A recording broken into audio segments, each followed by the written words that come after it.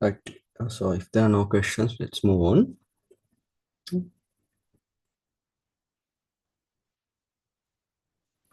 So regarding SBS, you get, as I mentioned, you get 15 SBS from psychiatry, right? Okay. First question. A 45-year-old woman is brought for psychiatric evaluation after repeatedly stating that her husband has been replaced by an identical imposter. She reports that the person looks exactly like her husband in every physical detail, but she is convinced he is not the real one, describing him as someone who feels strong and lacks the emotional familiarity she expects. She firmly maintains this belief despite reassurance and evidence to the contrary. There's no clouding of consciousness. What is the most likely diagnosis, right?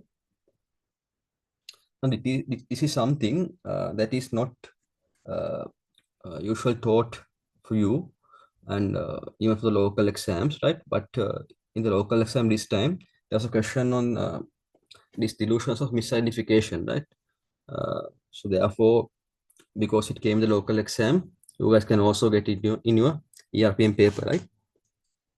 So this is a part of a delusion, which is called delusion of delusions of misidentification, right? Delusions of misidentification, right?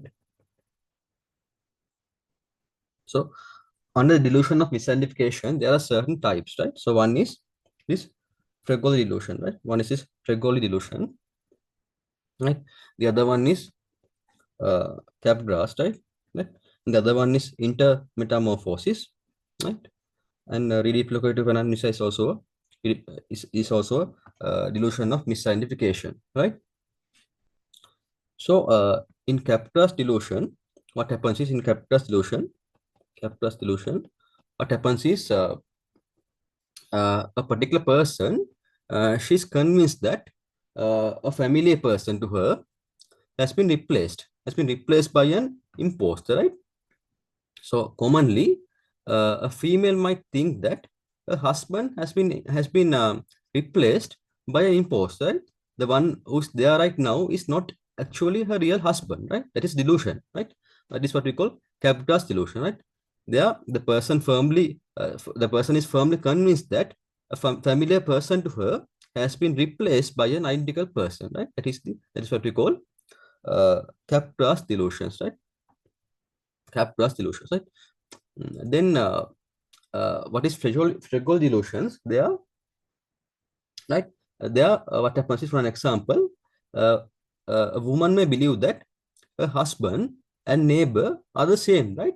So she believes that so everyone around are same, acting in a different way, right? Your husband, neighbor, and your uncle all are same.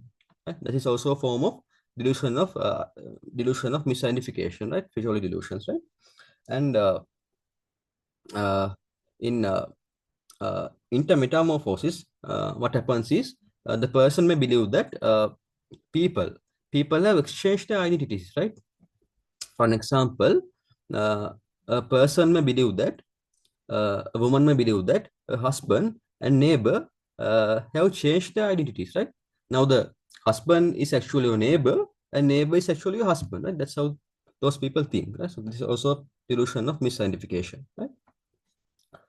This reduplicated paramnesia, it's where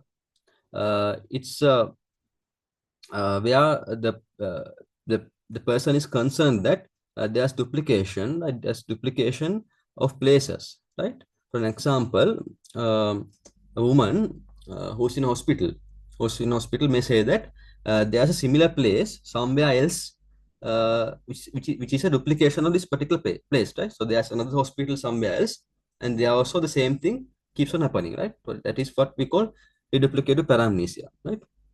Those are the those are the four main types of delusional misidentifications, right? So Cotard delusion is what we also call nihilistic delusions. You may have heard in depression, nihilistic delusions, right? They are the person may think that I am dead, my organs are gone, right? That is nihilistic delusions, right? This is also called Cotard delusions, right? So here, what has happened is Here, this 45-year-old woman is firmly convinced that her husband has been replaced by an identical imposter, right? Her husband has been replaced by an identical imposter, right? So that is what we call Capgras delusion, right? Capgras delusion, right? The second question, 30-year-old